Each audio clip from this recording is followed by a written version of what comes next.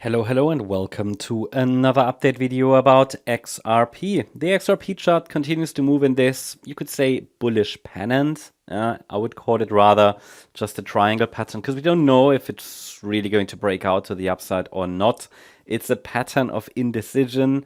That's what these triangles typically represent. I can make a case for both a triangle with an upside breakout, as well as a break to the downside, which would, however, then probably not be a triangle, but rather it would be related, first of all, to this support area I have here on the chart in blue and the orange one. They are both overlapping, and it would be in the blue scenario as a so-called WXY structure.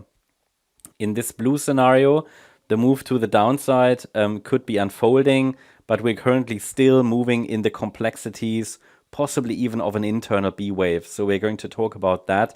So I want to talk in this video, I want to talk about the short-term bullish and short-term bearish scenarios.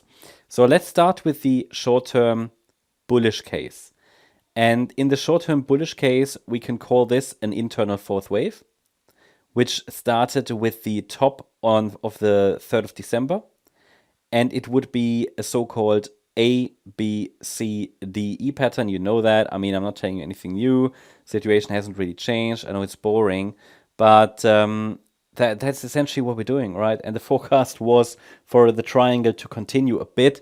It's doing that. So the forecast, you could say, is currently playing out. Unfortunately, probably not what many people want to hear, because sideways action is typically boring. But make no mistake, sideways action is also creating opportunities, and it's typically just the way of the market to, generate some energy again for the next bigger move. So what are we dealing with here on this chart then? So if this is a triangle, then yeah, we are probably moving in this D wave of a triangle. That would be a corrective move labeled A, B, C. So such corrective structures in a triangle are difficult to navigate because there are more than 10 different corrective structures. So for example, this B wave can unfold in various ways, this entire ABC structure, it might not even be an ABC, it might turn into a WXY. So I give you the my best view, but prepare for changes. What we can say is that I would prefer a larger D wave as long as the market holds above $2.04. Any break below $2.04 would rather indicate we're heading down lower and follow the blue scenario. But even in the blue count, we could see a wider B wave before we go down. So essentially, you could say the yellow count and the blue count move together.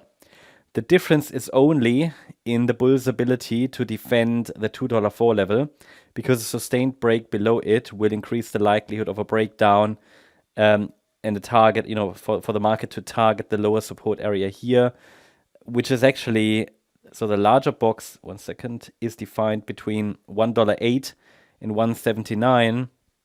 But as per previous updates, there is a target area in between or overlapping with the larger box, and it's located between 180 and 139. So these are additional levels to watch that we can focus on, which could be targeted in the next decline. So ultimately, the focus needs to be on the $2.04 level. Below that level, the swing low from the 20th of December is crucial, because while a break below $2.04 will make the blue count more likely, yellow, the triangle, will only be invalidated with a break below the 20th of December low.